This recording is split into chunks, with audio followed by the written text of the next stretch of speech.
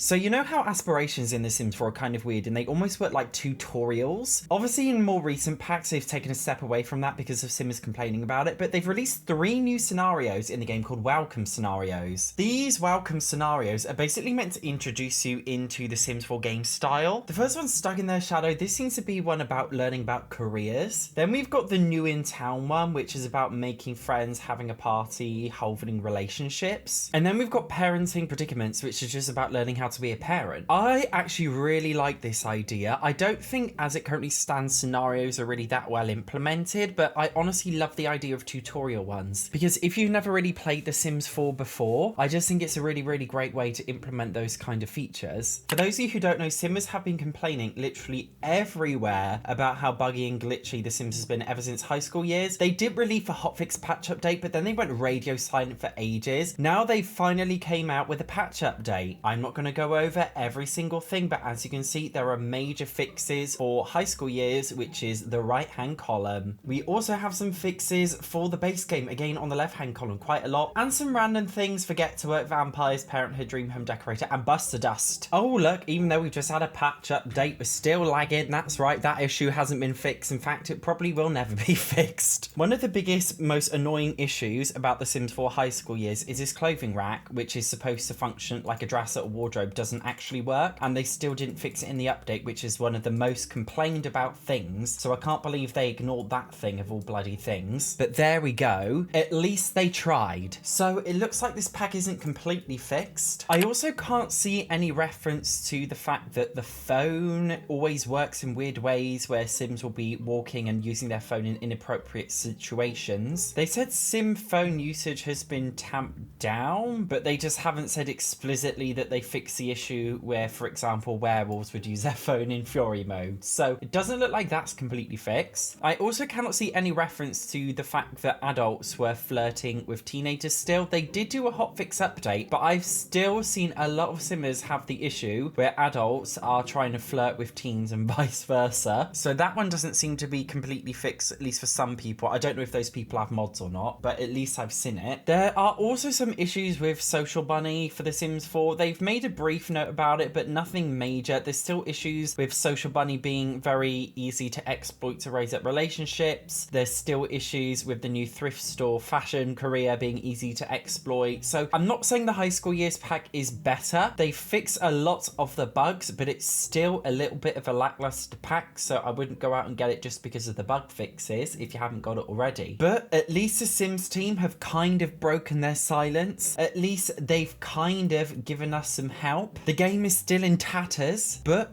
it's a bit better than it was before. 2 brand new kits have also just been leaked, so make sure you check out everything we know about that here. See you in the next one.